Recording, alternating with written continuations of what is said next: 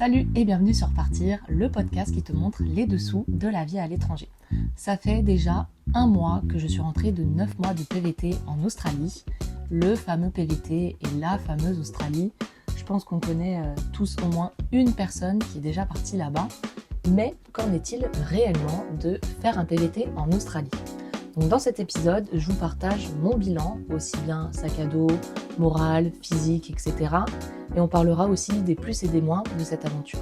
L'idée que j'avais de l'Australie avant de partir, c'est un pays où il fait chaud, où il fait beau, où il y a des grandes plages, où on peut bosser et faire des road trips. Vraiment, j'en savais pas bien plus, si ce n'est aussi qu'il y avait des kangourous et des surfeurs, quoi. Et je pense que ces idées-là résument finalement bien l'Australie. Je dirais que le mood global là-bas, c'est assez léger en fait. Le no worries mate, comme ils disent, en gros, t'inquiète pas mon pote, il représente pas mal le mood et l'état d'esprit des Australiens. Je trouve qu'ils se prennent pas la tête, ils abordent les choses vraiment avec légèreté de manière générale. Genre, il s'est passé ça, ok, c'est pas grave, demain ça ira, c'est ok. Et ils s'attardent pas à des petits détails ou des événements, ils passent assez vite à autre chose. Et j'ai l'impression que c'est un petit peu l'état d'esprit surfeur à l'océan. Je sais pas si vous voyez un petit peu l'idée. C'est difficile à décrire précisément, mais c'est ce que j'ai ressenti en tout cas. C'est vraiment un état d'esprit relax, qui se fait pas de soucis, qui s'inquiète pas et demain est un autre jour. Aussi bien dans le perso que dans le pro. Genre tu bosses, ça le fait, go, ça le fait pas, tant pis, next, et puis voilà quoi, la vie continue. En fait, on s'attarde pas trop sur des choses qui fonctionnent pas. Donc ça, c'est vraiment un point positif sur l'Australie, c'est l'ambiance générale, le cadre de vie aussi, avec la météo, les plages, etc. On se sent plutôt bien partout où on va. Alors, pendant mes 9 mois, j'ai eu 3 rythmes de vie différents dans plusieurs zones du pays. J'ai eu un travail pendant 3 mois dans l'outback australien, dans le nord du pays. Après, j'avais fait un road trip pendant environ 2 mois sur la côte est du pays. Et ensuite, je me suis posée à Sydney pour 2-3 mois sans travailler. Et franchement, je pense que 90% des lieux où je suis allée, c'était cool. On s'y sentait bien. A contrario, ce qui peut faire un peu bizarre en Australie, surtout en tant que Français, c'est le côté people pleasing entre guillemets, comme diraient les Américains, et que nous, on appellerait plutôt l'hypocrisie.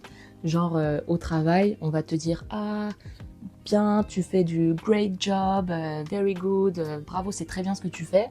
Et en fait, 3 jours plus tard, tu vas être viré, t'apprends qu'on ne te garde pas parce que ce que tu faisais, c'était pas bien. Et en fait, on va pas te dire ce qui va pas, on va pas te dire le négatif ni quoi que ce soit. Et nous, les Français, on fonctionne pas du tout comme ça.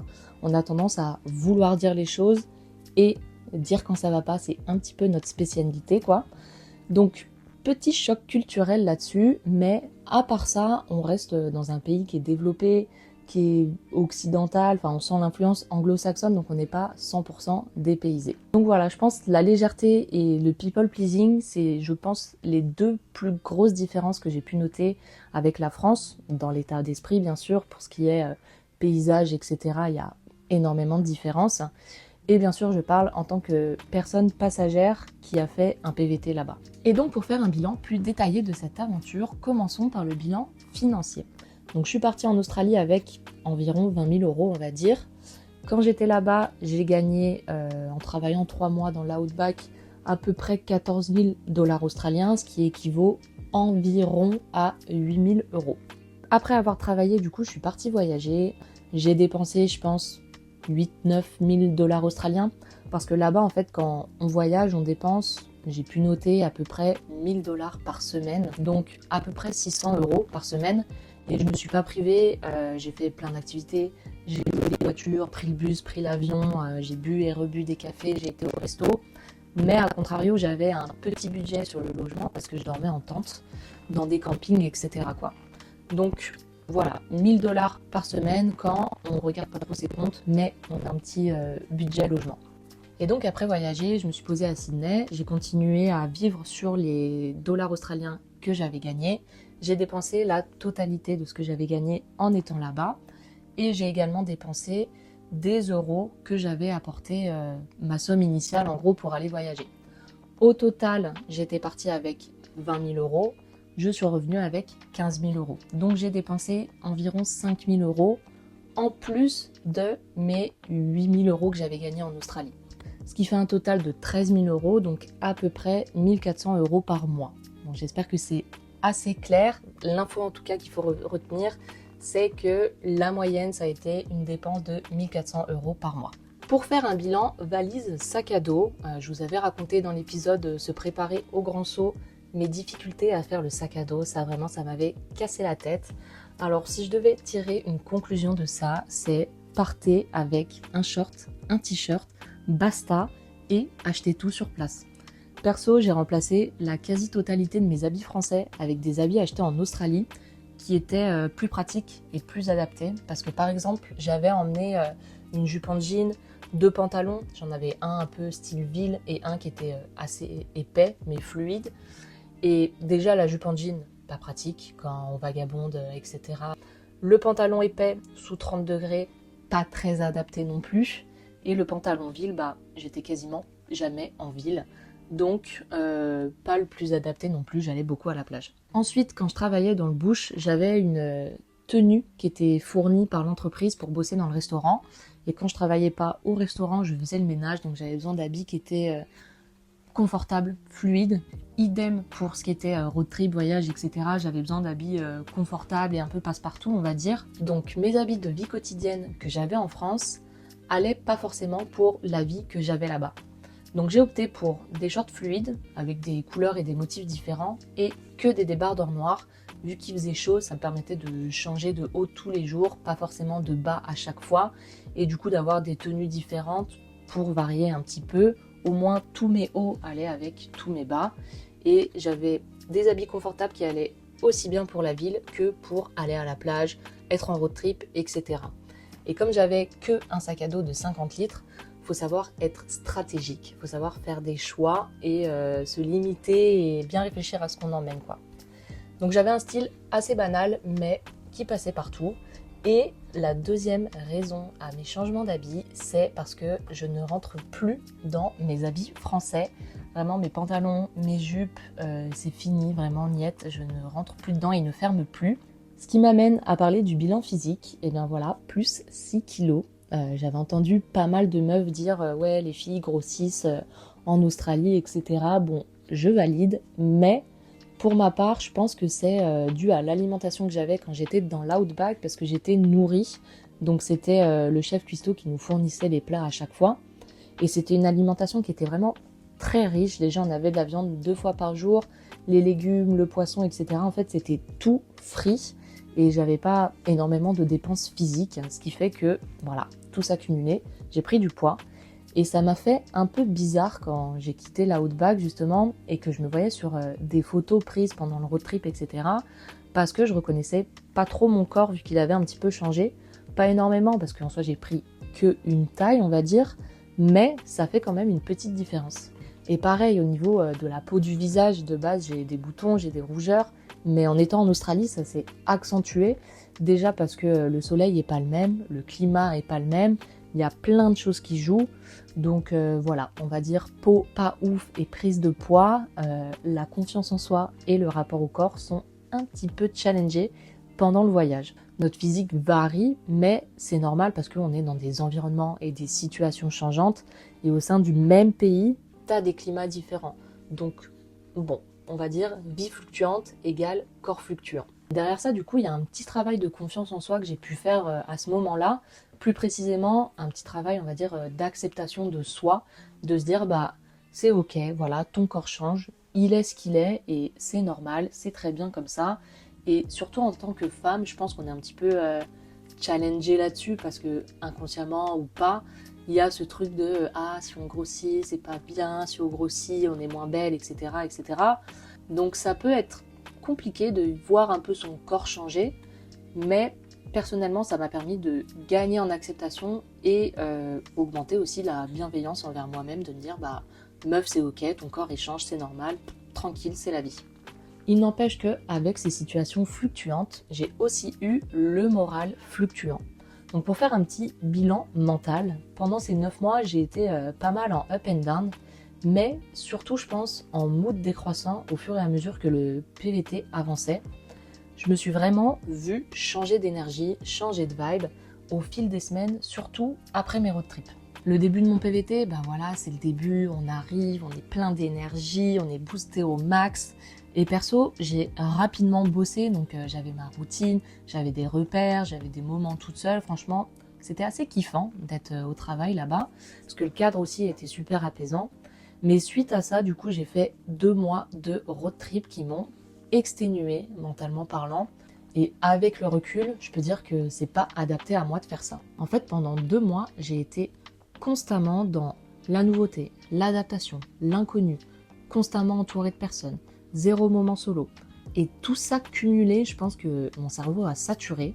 Ce qui fait que après mes road trips, je me suis posée 1 semaine toute seule à Sydney. J'avais pris un Airbnb pour voir personne. Et je pense que j'ai eu une petite phase d'état dépressif. Je vais pas parler de dépression parce que c'est une vraie maladie et j'étais pas là-dedans. Mais je suis pas sortie du Airbnb de la semaine et j'avais la force de rien, l'envie de rien. J'arrivais pas à me mettre en marche et avoir l'énergie nécessaire en fait pour faire des trucs, bouger, ne serait-ce que chercher un travail ou j'en sais rien. Et ce qui m'a donné l'impulsion de continuer d'avancer, c'est le fait de retourner en auberge parce que les Airbnb ça coûte une blinde à Sydney. Et là, du coup, j'ai recommencé à sortir un petit peu, mais c'était juste pour aller à la librairie pour bosser mon podcast. J'avais pas la force de me remettre sur les rails, ne serait-ce que pour sociabiliser, me refaire des potes. Vraiment, dans l'auberge, j'ai parlé à personne. J'arrivais pas à aller vers les gens, ça me demandait trop d'énergie. Je n'aurais pas expliqué précisément, mais clairement, je pouvais pas en fait. Donc de là, j'ai commencé à être un peu seule et pour la première fois de ma vie, j'ai expérimenté la solitude, chose qui ne m'était jamais arrivée. Et pareil, je tombais dans un état d'esprit un peu négatif. De base, je suis ultra optimiste, vraiment je vois le verre à moitié plein partout. Et là, j'en venais à voir le verre à moitié vide. En fait, tout ce que je faisais, tout ce que je pensais, c'était pas assez bien, pas assez motivant, juste pas assez quoi. Et même physiquement parlant, je pense que ça se reflétait sur mon visage. Je me trouvais fatiguée quand je me regardais dans le miroir, quoi. Donc bref, j'étais bien loin de la vibe de début de PVT. Donc mes 2 derniers mois en Australie ont été un peu étranges. Et j'en parle ici parce que, encore une fois, sur les réseaux, ça a l'air facile. Tout le monde kiffe la life, tout le monde passe un super moment, on dirait, mais c'est pas ça la réalité. On est des humains, on est à l'autre bout de la terre. Il se peut que ce soit pas toujours facile et agréable. Et je pense que ça m'a un petit peu impacté, les réseaux sociaux, de se dire faire ça a l'air bien, faire ça a l'air bien, mais en fait, c'est juste pas forcément adapté à soi. Donc voilà, c'est ok d'avoir des moments de down. Et je pense que tout ça, c'était simplement le résultat de petites erreurs de PVT, si je peux dire. La première erreur, ça a été de rester en auberge plutôt que de prendre une colocation dans une maison par exemple. Ne serait-ce que avoir ma chambre et mon espace personnel pour recharger les batteries, ça m'aurait, je pense, permis d'avoir plus d'énergie et de tenir un peu plus sur la durée. Et en vrai, je qualifierais pas mes autres décisions d'erreur parce que mon PVT, il est tel qu'il est et c'est ce qui m'a appris des choses. Je sais aujourd'hui, par exemple, que les road trips de longue durée, c'est pas fait pour moi. 2 semaines, ça peut suffire. Et je sais aussi maintenant que avoir mon appart, avoir mon confort et avoir des temps seuls, c'est vraiment nécessaire pour mon bien-être. Donc au final, on retire toujours quelque chose de ce qu'on vit. Que ce soit des moments cool, des moments moins cool, peu importe, il y a toujours quelque chose à en retenir. Et il n'empêche que, malgré ces phases de fatigue, malgré mon usure à la fin du PVT, j'étais contente d'être à Sydney, j'étais contente d'être en Australie et de vivre tout ce que je vivais. J'en garde vraiment un bon souvenir. Donc j'ai parlé de ce qui allait moins bien, mais finissons quand même avec une touche positive et les gros plus de mon PVT. Déjà pour commencer, la météo. Vraiment la météo pépite. Donc le sud de l'Australie en hiver, il fait froid. Mais si tu bouges un petit peu au fil des saisons, tu peux te débrouiller pour avoir du soleil et de la chaleur toute l'année. C'est ce que j'ai fait et vraiment quel plaisir d'être au soleil, d'être dans la chaleur, d'aller à la plage alors que tu te dis on est en hiver quoi. Donc là, en 9 mois, j'ai fait le plein de vitamine D, tout le contraire de mon Erasmus en Finlande il y a quelques années, dont je vous parle dans un des épisodes. Là, c'était vraiment l'opposé. Deuxième kiff, ça a été les paysages. C'était tellement bien d'être dans des environnements que je ne connaissais pas. J'ai découvert des paysages que j'avais jamais vus de ma vie. Juste à Sydney, en fait, t'as des grands buildings, la nuit c'est tout illuminé, c'est super beau, t'as des palmiers au milieu de la ville, l'océan avec des plages super belles, par exemple Bondi Beach, l'eau elle est bleu turquoise, le sable il est blanc comme je sais pas quoi, c'est juste magnifique quoi. Et depuis mon arrivée, j'en ai pris plein les yeux partout où j'allais. Et ce qui m'a le plus émerveillée, je pense, c'est la Grande Barrière de Corail. Et la mini croisière que j'avais fait dans les Whitsundays, donc c'est des îles un peu à côté de la Grande Barrière de Corail. Et c'est avec du sable blanc, mais blanc comme la neige. J'ai jamais vu de sable aussi blanc de ma vie. Et les coraux, alors là, beauté indescriptible, quoi. Des formes et des couleurs qu'on n'a pas l'habitude de voir et qui sont vraiment atypiques. Et c'est des paysages comme ça qui te marquent. Et face à ces paysages, en fait, tu te sens tellement reconnaissant de voir ça, d'être là, de vivre ça. Et ça va faire un petit peu bateau ce que je dis, mais en fait, tu te rends compte à quel point la Terre est grande et à quel point toi, t'es petit. Et tout ce qu'il y a à voir, en fait, sur la Terre, c'est juste fou. Tu te rends compte qu'il y a plein de choses à découvrir et que toi, tu connais pas grand-chose finalement. Et juste le fait de vivre ça, vraiment le PVT, ça vaut le coup. Le troisième kiff, ça aurait été d'avoir eu le temps de faire les choses. Je le dis et je le redis, mais le PVT, c'est vraiment un bon moyen de vivre quelque temps dans un pays. Tu as le temps de te rendre compte de ce que c'est vraiment la vie dans le pays où tu vas, parce que tu as le temps de t'immerger dans la culture locale, tu peux travailler dans le pays, tu peux joindre un club de sport, tu peux aller dans une association, peu importe.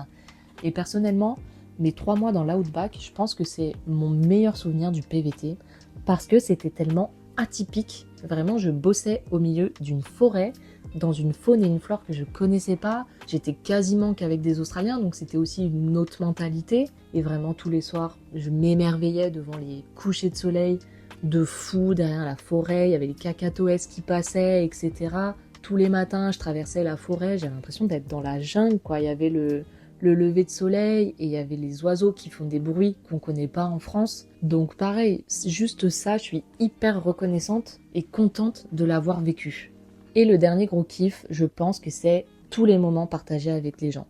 Déjà les potes que je me suis fait là-bas et les petites virées ou gros road trips que j'ai fait avec eux. Je pense notamment, et petite dédicace à Laurie, Thomas, Axel, Marie, Bettina, Gabi. Et vraiment, ces personnes-là, c'est des personnes qui resteront dans mon cœur, dans ma tête, parce que j'ai partagé des moments de fou avec eux et j'en garde un très bon souvenir. Idem quand mon frère et sa copine sont venus pour me rendre visite, le fait qu'on ait fait un road trip, qu'on ait vu le fameux feu d'artifice du jour de l'an de Sydney. J'étais trop contente de leur montrer aussi l'Australie, là où je vivais. Vraiment, c'est des souvenirs qui restent dans ta mémoire à jamais. Donc voilà, au global, j'en retire beaucoup de positifs vraiment, même d'un point de vue apport personnel.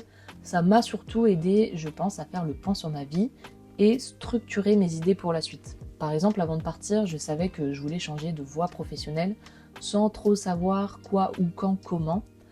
Pendant mon PVT, j'en ai profité pour faire un bilan de compétences et là, du coup, j'ai quelque chose de concret pour avancer ensuite. J'ai aussi pris le temps de bosser sur ce podcast et même s'il n'est pas parfait, qu'il y a encore beaucoup à faire, j'ai appris énormément et je continue d'apprendre aujourd'hui. Donc ça permet vraiment d'avoir un temps pour faire le point sur ta life, faire le point sur tes idées, oser aussi faire des trucs que tu n'aurais jamais fait ou pas pris le temps de faire en étant dans ton environnement de base ou en étant en France par exemple. Donc voilà, en bref, c'est satisfaisant de se voir avancer. Et même s'il y a des moments où ça va moins bien, on se sent pas à sa place, on a l'impression de stagner, on sait plus vraiment ce qu'on veut, c'est ok, au contraire. Alors ces moments de remise en question, c'est ce qui nous fait avancer finalement, et on se rend compte qu'on n'est peut-être plus en train de faire ce qui est aligné avec nous, et on avance du coup dans une autre direction. Et c'est ce que j'ai fait en fin de PVT, j'avais l'impression de tourner en rond, je trouvais plus trop de sens dans ce que je faisais en Australie, etc. Donc j'ai pris la décision de rentrer, ce que je vous raconterai dans le prochain épisode. Et donc on se retrouvera pour parler de déjà la prise de décision de rentrer, qui pour moi a été compliquée. Et on parlera aussi du retour en lui-même, donc le fait de se sentir en décalage, devoir se réadapter, mais aussi d'autres sujets sur cette thématique. Donc je vous invite à vous abonner pour ne pas manquer ce nouvel épisode. Et si ça vous a plu et si le podcast vous plaît, je vous invite à prendre 30 petites secondes pour mettre 5 étoiles sur la plateforme d'écoute sur laquelle vous vous trouvez. C'est ce qui permet de soutenir ce podcast et moi ça m'aide beaucoup à le développer et notamment le faire connaître auprès de celles et ceux qui ont envie de partir mais qui osent pas trop et pour qui avoir des témoignages, ça peut leur apporter beaucoup d'informations et les aider à sauter le pas et aussi tenter et faire leur propre expérience. Merci et à bientôt.